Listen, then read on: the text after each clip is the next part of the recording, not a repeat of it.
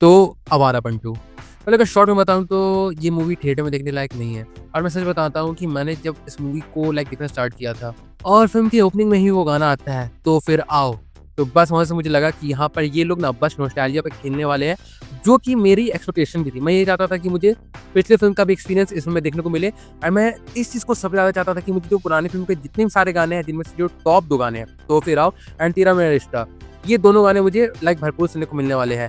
मैं इस एक्सपेक्टेशन के साथ गया था एंड मुझे वो सारी चीज़ें देखने को मिली वहाँ पर। लेकिन उसके बावजूद भी जब मैं इस फ़िल्म को कंप्लीट करके बाहर निकला, आई वाज़ डिसअपॉइंटेड क्योंकि जो इंटेंसिटी हमें आवारापन 1 में देखने को मिली थी, जहाँ पर केवल एक्टर में अगर हम कहें, तो सिर्फ़ इमरान हाशमी नहीं, इसके अलावा जो आशुतोष राणा का कैरेक्टर था, उन्होंने भी अपने रोल को बखूबी प्ले किया। मतलब जो गुस्सा होता है ना, जो बेचैनी होती है ना, जो भी फ्रस्ट्रेशन होती है, वो सारी इमोशंस को आशुतोष राणा ने बहुत अच्छी तरीके से प्ले किया था। तो ऑब्वियस सी बात है कि जब पार्ट 1 का विलेन इतना तगड़ा हो तो पार्ट 2 से भी एक्सपेक्टेशन अच्छी खासी बढ़ ही जाएगी ना। और यहाँ पर विलेन के नाम पे हमें ऐसा कुछ देखने को नहीं मिला एंड इस कारण की वजह से भी I am little disappointed with this film. But मैं इस बात के लिए खुश हूँ कि ये फिल्म अच्छा खासा कलेक्शन कर रही है एंड मैं ये होप करता हूँ कि ये फिल्म 200, 250, 300 करोड़ का कलेक्शन निकाले वर्ल्ड वाइड के ग्रॉस नंबर्स को अगर कलेक्शन करे तो। एंड उस चीज़ के लिए रूट करने का जो सबसे पहला कारण या फिर कह सकता हूँ एकमात्र कारण है, वो है केवल और केवल इमरान हाशमी। मतलब जेनुइन लगता है ना कि इमरान हाशमी की कोई फ़िल्म इतना अच्छा कलेक्शन निकालनी चाहिए, जिसके लिए वो काफ़ी लंबे टाइम से तरस रहे हैं। एंड यस, आप कह सकते हो कि इमरान हाशमी के अलावा इस फ़िल्म में कुछ भी नहीं अच्छा है। जी हाँ, इसका एल्बम भी नहीं। यहाँ पर पहले 2 गाने हैं जो हमें अच्छे लगते हैं सुनने में, एक अरिजीत सिंह का ये वाला गाना और दूसरा वे जुनून। बस ये 2 गाने अच्छे हैं, उसके अलावा नहीं पता रैप सॉन्ग्स, थोड़ा ऑफबीट सॉन्ग, मतलब ये सारे गाने सुनने को मिलते हैं, जो फ़िल्म के फ्लो के साथ नहीं जा पाते हैं। एंड जिसे सुनने में मज़ा भी नहीं आता है फ़िल्म में। एंड जो एक्सपेक्टेशन मैंने लगा के गई थी कि जिस तरीके का एल्बम पार्ट 1 का था, उसी तरीके का एल्बम पार्ट 2 का भी सुनने को मिला था, वो तो मुझे नहीं मिला। एंड इस कारण की वजह से भी I am little disappointed with this film. अब मैं इस बात के खिलाफ नहीं हूँ। अगर मेकर्स केवल और केवल नॉस्टैल्जिया पे खेलना चाहते थे, तो वो बेशक खेल सकते थे। बिल्कुल दिल खोल के खेल सकते थे। लेकिन क्या उस चीज़ में भी ये लोग सफल हो पाए? नहीं, बिल्कुल भी नहीं। जिस तरीके की हल्की-फुल्की भी हम कह सकते हैं ग्राउंडनेस हमें पार्ट 1 की स्टोरी के साथ देखने को मिला था एंड यहाँ पर एक्शन उस लेवल का नहीं था, उस चीज़ को यहाँ पर बहुत ज़्यादा ग्रैंड करके दिखाया गया है एंड वो सारी चीज़ें अच्छी नहीं लगती है क्योंकि इमरान हाशमी जिस तरीके की एज में भी पहुँच चुके हैं एंड जिस तरीके से वो लड़ाई करते हुए देखने को मिलते हैं इस फ़िल्म में या फिर हम कह सकते हैं एक्शन करते हुए देखते हैं इस फ़िल्म में, वो हज़म करना बहुत ज़्यादा मुश्किल हो जाता है एंड फ़िल्म को एडिट बहुत बुरी तरीके से किया गया है। मतलब मैं कह सकता हूँ कि फ़िल्म कंसिस्टेंट नहीं रहती है, अपने किसी भी चीज़ को लेकर नहीं रहती है and until and unless Awarapan 1 आपको बहुत पसंद आई थी, मतलब एकदम ऑब्सेशन लेवल वाली पसंद आई थी, एकदम पागलपन लेवल वाली, तो आप इस फ़िल्म को देखने मत ही जाना, मतलब नॉट वर्थ योर टाइम। तो चलो यहाँ तक तो हो गई फ़िल्म के बारे में कुछ सारी बातें। इसके बाद हम बात करते हैं इस फ़िल्म में एक्टिंग की। तो हाँ, जैसे मैंने बताया कि इमरान हाशमी के अलावा किसी की भी एक्टिंग अच्छी नहीं है एंड मुझे एक बात बता दो कि यहाँ पर दिशा पाटनी को क्यों लिया गया है। मतलब पूरी फ़िल्म में उन्हें एज़ अ ग्लैमर के तौर पे यूज़ किया गया है, उनके कर्व्स दिखाए गए हैं, उनकी बॉडी को दिखाया गया है। मतलब आपको देख के समझ में आता है कि यहाँ पे इमरान हाशमी को बस दिशा पाटनी के साथ पेयर बस इसीलिए कर दिया गया क्योंकि दिशा पाटनी सुंदर दिखती है, खूबसूरत दिखती है। उसके अलावा जैसे लोग कह रहे हैं ना कि दिशा पाटनी को अगर इस मूवी से हटा भी दिया जाता तो फ़िल्म की स्टोरी में कोई फ़र्क नहीं पड़ता।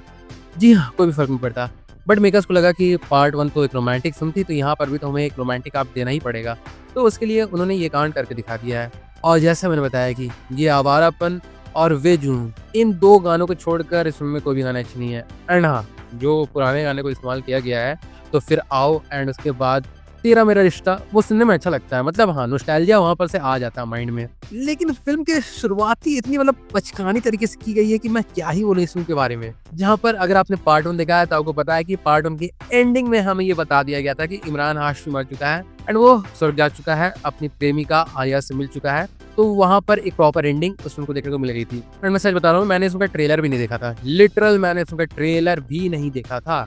तो मुझे यही लगा था ना कि आवारापन 2 जो होने वाली है, वो एक नई कहानी होगी। जैसे होता है ना, बागी 1 एक अलग फ़िल्म थी, लेकिन बागी 2 आई जो कि सेम नाम से थी, लेकिन उसकी कहानी अलग थी। मुझे लगा यहाँ पर भी वही होगा।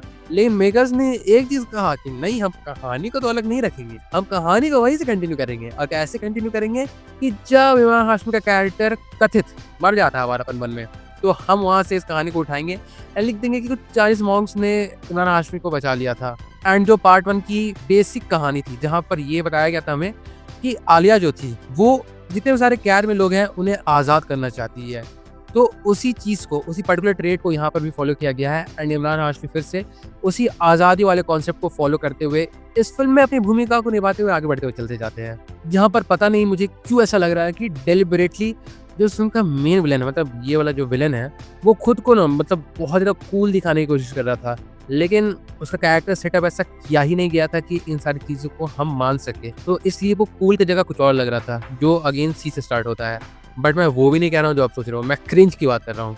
और हाँ, फ़िल्म की स्टोरी बहुत भद्दी है, बहुत ज़्यादा भद्दी है। फ़िल्म का डायरेक्शन कमज़ोर है। फ़िल्म में हम ये कह सकते हैं कि सिनेमेटोग्राफी हमें अच्छी देखने को मिली है, बट फ़िल्म का मतलब वही कह सकते हैं डायरेक्शन बहुत ही ज़्यादा कमज़ोर है।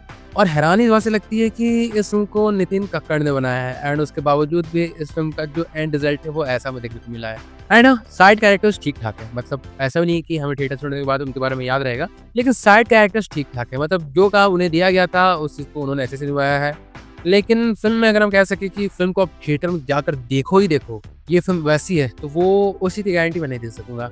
हाँ, भले जैसे मैंने बताया था कि आपको आवारापन 1 बहुत ज़्यादा पसंद आई थी, एक्सट्रीम लेवल की पसंद आई थी, एकदम पागलपन वाली लेवल की पसंद आई थी, तो ही आप इस फ़िल्म को जाकर थिएटर में देखना, तब आप इस फ़िल्म को झेल पाओगे। वरना आप इस फ़िल्म को टोटली स्किप कर देना, ओटीटी पे मैं यही कहूँगा कि मत ही देखना।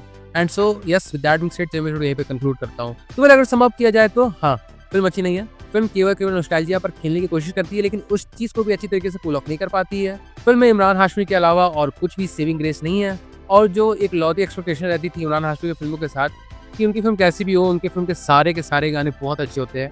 यहाँ पर वो केस भी देखने को नहीं मिलता है। मतलब आप समझ लो कि इमरान हाशमी का जो एक ओजी फैक्टर हुआ करता था, वो भी यहाँ पर मिसिंग कर दिया गया है। एंड जैसे मैंने बताया कि विलेन बहुत ज़्यादा कमज़ोर है।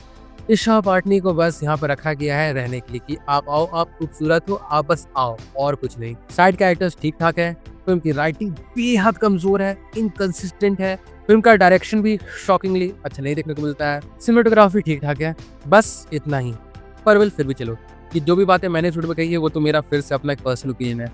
अगर आपने भी इस फ़िल्म को देख लिया है एंड आपको ये फ़िल्म पसंद आई है या फिर आपका ओपिनियन मेरे ओपिनियन से बहुत ज़्यादा डिफर कर रहा है, तो चलो उसे कमेंट सेक्शन में लिख के ज़रूर से बता देना। और हाँ, एक बात मैं बता देता हूँ कि मैंने अभी तक बँटवारा 1947 नहीं देखी है एंड मेरा मूड भी नहीं है उस फ़िल्म को देखने का। तो ये मत सोचना कि मुझे बँटवारा 1947 पसंद आई है, इसलिए मैं इस फ़िल्म की तारीफ़ कर रहा हूँ। अब ये हो सकता है कि कल मैं बँटवारा 1947 को देखने के चल जाऊँ और मुझे वो फ़िल्म भले पसंद आ जाए, बट कमेंट में ये मत लिखना कि पाकिस्तान प्रेमी, अमन की आशा, भाई मेरा ऐसी चीज़ों को लेकर कोई भी कॉन्सेप्ट नहीं है। इसलिए इस फ़िल्म के रिव्यू को इस फ़िल्म तक ही सीमित रखना। ये मत सोचना कि मुझे कोई दूसरी फ़िल्म पसंद आई है, तो मैं उससे बचाने के लिए इसे बैश कर रहा हूँ, ऐसा बिल्कुल भी नहीं है। पर हाँ, फिर भी चलो ये जो भी बातें मैंने इस वीडियो में कही वो तो मेरा अपना एक पर्सनल ओपिनियन है। आपका जो भी ओपिनियन होगा उसे कमेंट सेक्शन में लिख के ज़रूर से बताना। And with that being said चलिए मैं इस वीडियो को यहीं पे एंड करता हूँ। So do drop your views in the comment section. और हाँ, बाकी फिर चलिए मिलते हैं बहुत जल्द एक और नए वीडियो के साथ, तब तक के लिए बाय।